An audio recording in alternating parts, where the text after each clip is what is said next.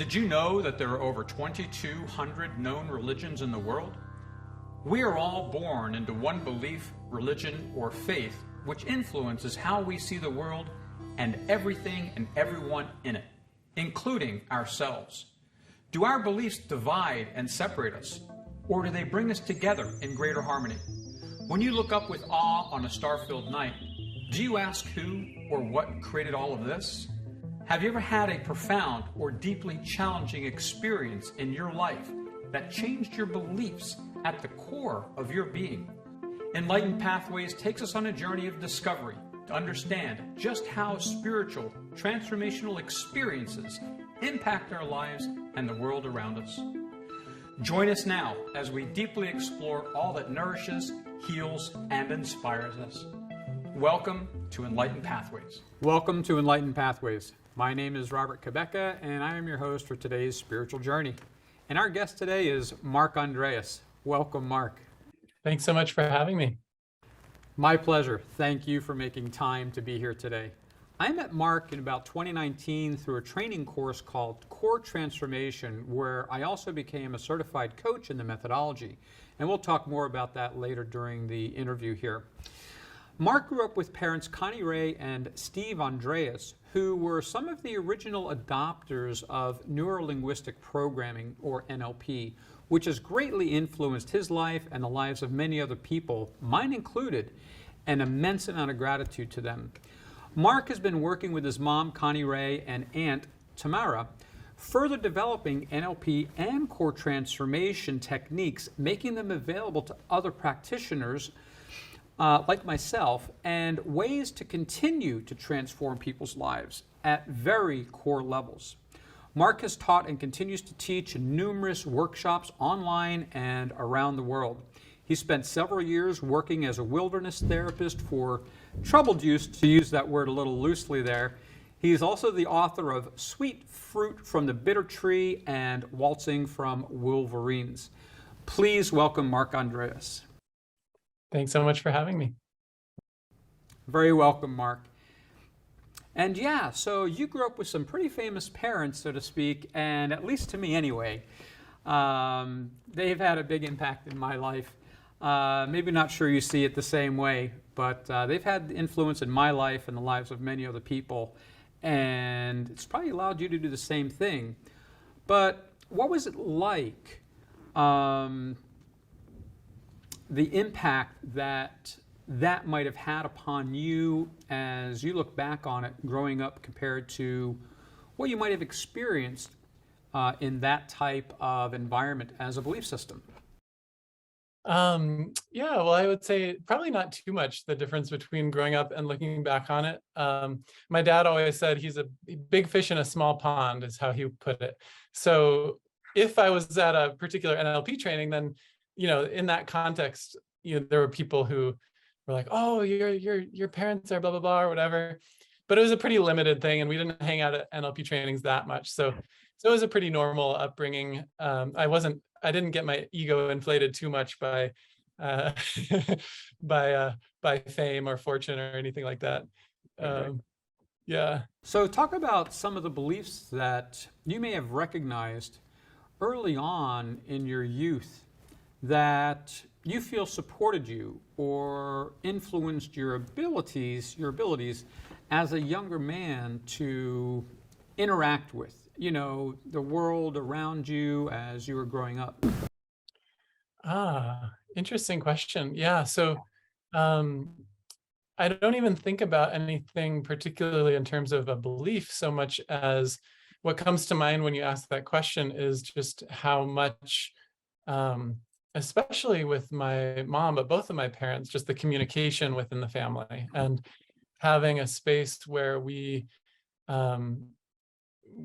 could share about our experience and have that validated and work through things. So, you know, when me and my brothers and we're getting into it with each other, often my mom, sometimes my dad would be able to communicate with us about what was happening for the most part, not all the time. Nobody's perfect. But we had a lot of family meetings and got a lot of experience, like actually working through things. And I think a lot of people growing up they don't get that. It's sort of like, well, that's how it played out, whatever, move on, or something like that. And we got the space to really communicate about our different needs and find solutions to that. And that definitely informed my later interest in peace and global studies, studying that in college, and then work with wilderness therapy, and then inner work. Mhm. It sounds to me like you had a lot of opportunities where you and your parents were able to adapt and communicate in a way where you were able to get better skill sets that further allowed you to communicate and respond and grow and learn. Yeah, definitely. That's an evolutionary process. And actually, Yeah. what you were just saying about, like, when you said, I know my parents did the best they could, sometimes we wish that was a whole lot better.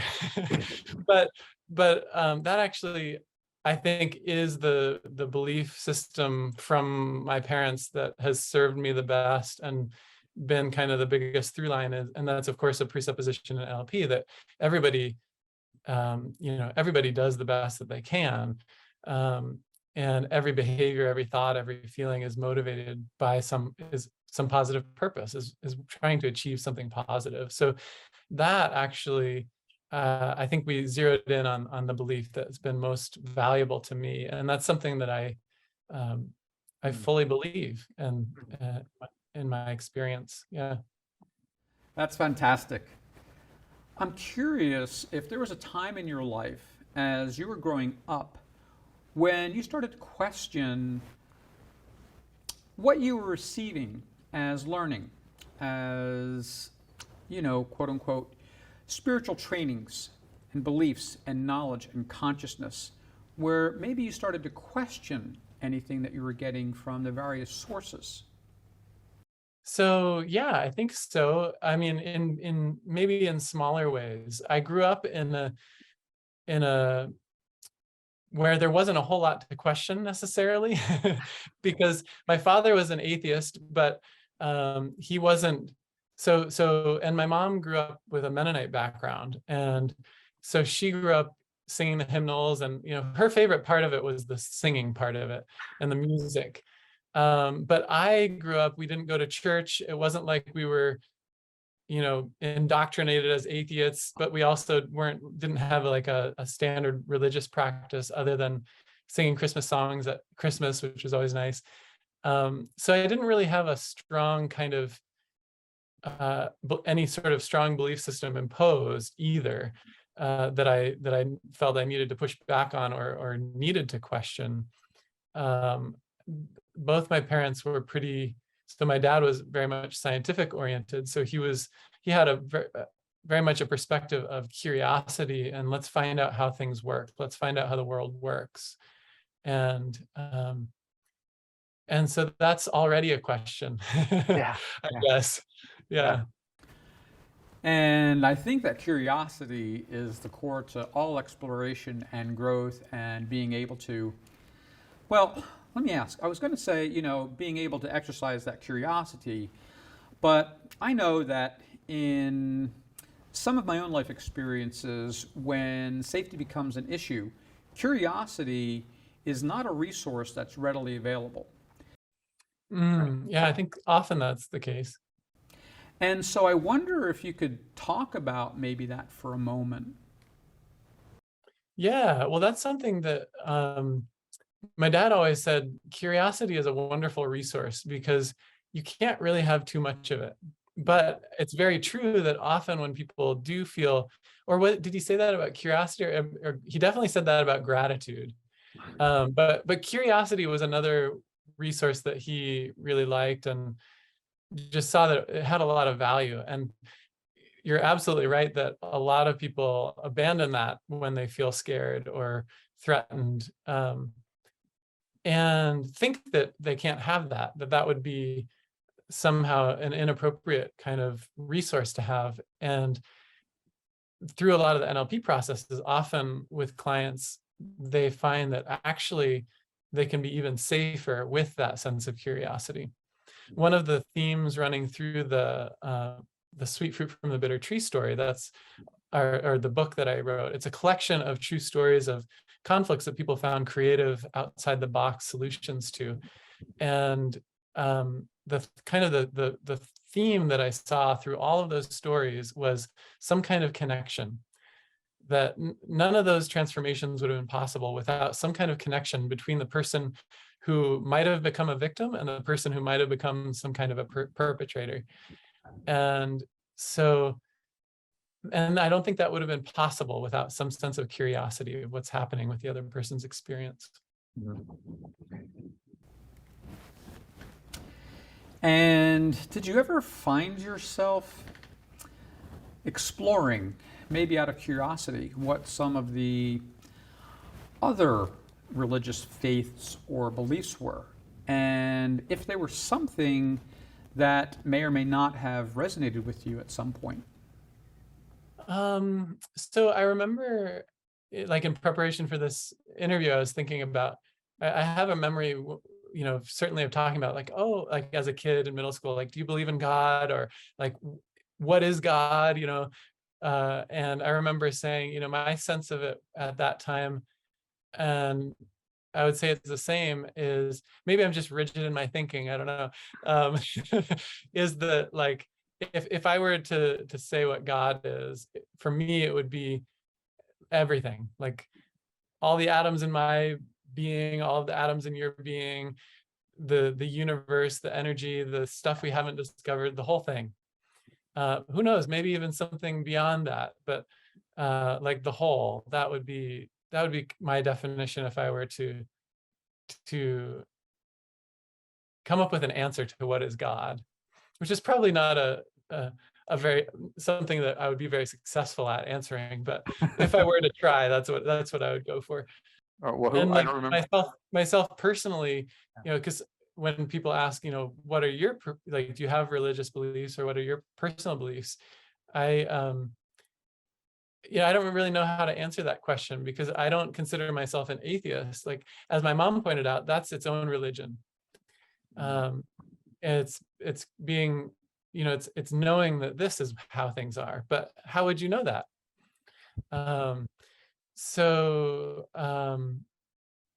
But also I don't like the word agnostic either, because it's not like I sit around questioning all of the time.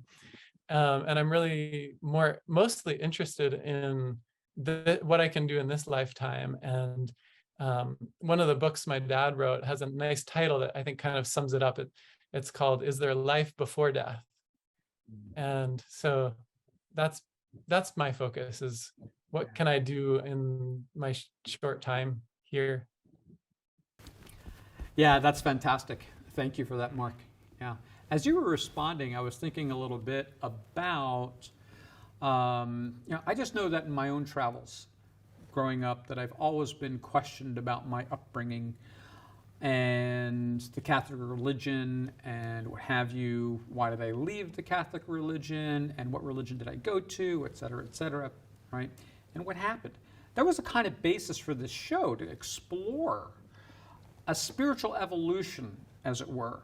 The person I was as a kid, with growing up, with the beliefs that were imposed, as a young kid, because we just absorb those beliefs. That's what I believe us human beings do best, is we absorb. We have thought about the outside before what we know, what we're doing. We spend some time trying to analyze that, or sort out, filter it out, find out what works best for us.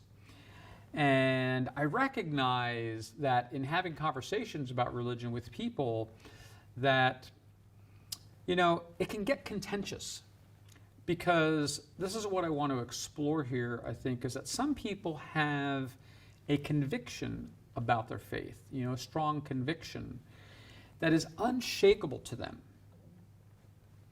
And I know I was in a place like that in my life as well. And how would we go about, or what would you, I'm not sure how to ask this, but what kind of conversation would you have? Or maybe you have had conversation with folks who have had that strong conviction.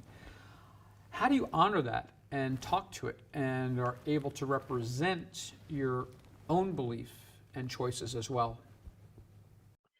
I would say I just don't bother with it.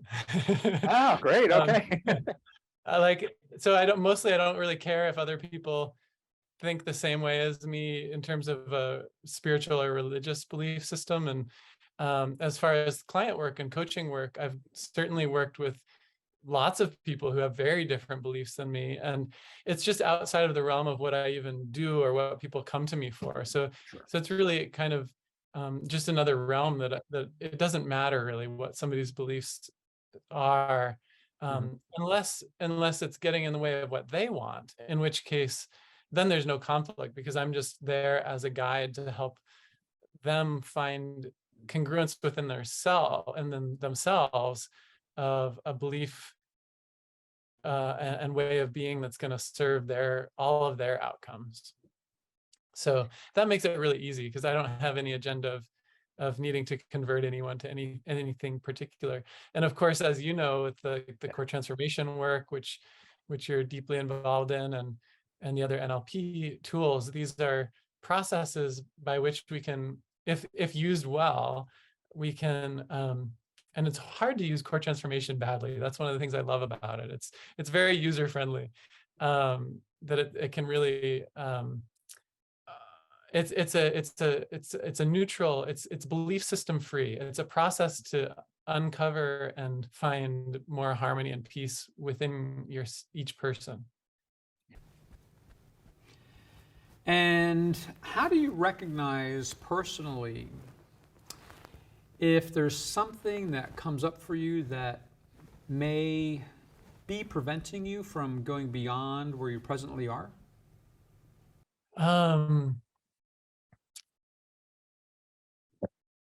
So put that again to me. Yeah, okay. Sorry about that. So as you continue to evolve and express your beliefs and exercise your beliefs, and how do you go about recognizing something that might come up for you that might be preventing you from getting to the next stage of belief or where it is that you want to go in life? Well, I guess first off, I think I'm somebody who's fortunate enough to be basically where I want to be. I love that. So in terms of, obviously that doesn't mean that I'm like, evolution is a really important value of mine. So and I feel like I'm lucky enough to be in a family and in a place in history and society where it's very supportive of that, of me doing that, and there's not too big of consequences. You know, some people in different times in history were, you know, it was not a very okay thing to just express themselves the way they wanted to. And so I feel pretty fortunate, very fortunate, to be in an environment where I think it's pretty easy to just be who I am and evolve how I want to, and no one's going to persecute me for it. So very grateful for that. Yeah. And what are okay? You know, I guess what I would say in a more practical level of you know, these, like, core transformation is a tool that I use when I feel stuck emotionally, or like something just, you know, I didn't behave the way I wanted to, and I'd like to evolve, that kind of a thing. Then, you know, core transformation is my go-to right now. And how would you present it to other folks who might be recognizing something that they're stuck with, that they're not able to get past or having difficulty getting past? What might you recommend to help them get through that? Yeah. Well, first thing, I mean, the really easy thing is to get the book, which I have here.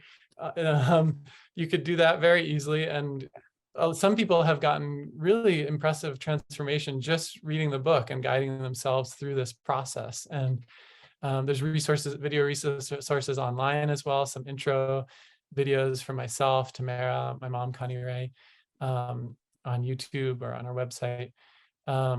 So it's very accessible, and there's various levels of other training and involvement, of course, you can get from us. And yeah, maybe that's the first answer at least. Yeah. Yeah. And thank you for that. And that's important because I know for myself, I recognize there were certain times in my life when I just felt absolutely, positively stuck and nothing was working and I was trying everything. And so at the point of like almost giving up on occasions, so looking for that little piecemeal of information that was going to give me enough of whatever it was I needed to continue going forward. And I think that, maybe you can talk to this a little bit too. It's like that curiosity, that open-mindedness. How do we really hold on to that and not let go of that curiosity and open-mindedness to allow us to keep moving forward no matter what? Well, that's the wonderful thing about the core transformation process. And for those listening and viewing, in a nutshell, it's a process whereby our limitations become doorways to these profound states of being called core states that then transform that limitation. So it just is a very easy way to go about transforming in a really enjoyable way, because anytime I have some feeling, frustration, anxiety, fear, whatever it might be, or a critical thought or a habit or behavior that's not serving me, that itself with this process becomes the doorway to discovering that positive, deeper purposes, and ultimately to this core state experience that a lot of people describe in terms of spiritual experiences, that then can transform that limitation. And so it's a very easy way to work, and it can include all of those things that you're talking about. When we feel stuck, when we feel like we want to give up or like it's not worth it, there's a very easy way of including all of those parts of our experience in the process itself. And that's often where people get stuck and unable to move forward, is when something like that happens in their experience and they don't have a way of including that also. And so sometimes I describe it as it's a process for change where no willpower is required. You don't have to make anything happen. It's easy. Yeah. Yeah, and thank you for that. Yeah, that was really wonderful. Thank you. I was thinking about your book, Waltzing with Wolverines, and how that book came about. And based on what you just said, can you relate it to your experience with the youth that you worked with? So and I actually worked not as an official therapist, but as a trip leader. Mm-hmm. So my job was to be with them 24/7, to run the group processing, to help them one-on-one, and to keep them from running away. Hopefully, we didn't always succeed.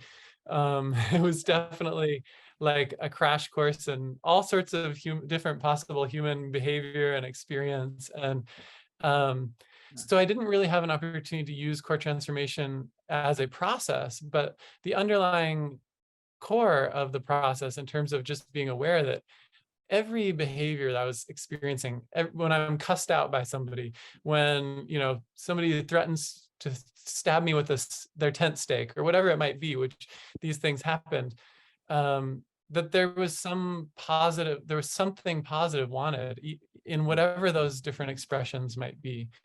And that was a really useful and valuable, like foundational perspective to have, and being effective in that environment. Yeah. And, often I think about in terms of like in college, I studied peace and global studies kind of at a societal level of how do we get along, basically. Then the wilderness therapy was that in a group level. And then now with the one-on-one coaching and core transformation, NLP, it's really the same thing. It's just within ourselves. How can I get along with myself well, internally? And the whole thing about being the change you want to see. So I see it as kind of all the same thing, just at different levels of social, group, or societal, social, and personal. Right.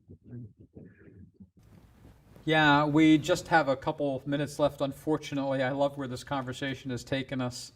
So I guess the thing you touched on a little bit earlier that I'd like to ask if there's one particular thing that you'd really like the audience to know that maybe they can utilize to help them move forward through any challenge or struggle that they've got going on. Yeah, I think the number one thing is to check out this process, core transformation, because it's a really user-friendly process. You can guide yourself through it. If that's not working for you, you can get a guide.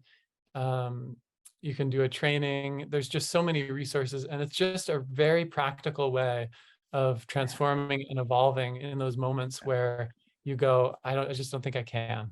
Yeah. Yeah.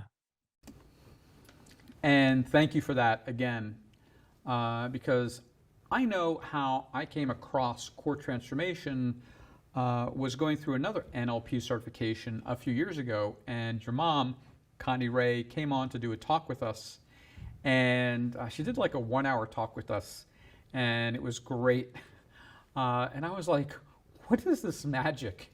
You know, because up until that moment in time, a couple years ago, I experienced NLP as being, just a little bit manipulative, at some level, where core transformation, none of that exists. There's no manipulation. We're not trying to get someone to a place where we think they should be. There's no coercion. It's just connecting and just letting the core state evolve and expressing itself. Yeah. One of my colleagues described it as nonviolence at the internal level. I love that, nonviolence at the internal level. That's fantastic. So unfortunately, we are out of time, but thank you, Mark, for spending time with us today and the conversation and letting us get to know you a little bit better. I really appreciate your time today. Yeah, you're so welcome. And I think I didn't mention our website where you can find out all about these resources is andreasnlp.com. So you can find out more there. And just a few closing remarks and a shout out to today's executive producer and sponsor, Bridge to Heaven Healing and Leapin Lizards, which is the premier source for healing crystals and readings with 4 locations, including 449 Forest Avenue, Portland, Maine. You can visit www.leapinlizards.biz for more information. Also, a big thanks to our co-executive producer, Dr. Anna Cabeca, the creator of Mighty Maca Plus. Visit drannacabeca.com for more information. Also, if you would like to get more information about this show, to reach out to us, or to sponsor us, please visit www.deepbeing.org. And a quick shout out to the crew, Director Patrick McCartan, as well as to the Portland Media Center and their team. Thank you for watching Enlightened Pathways and spending your valuable time with us today. Until next time, play, have fun, be happy.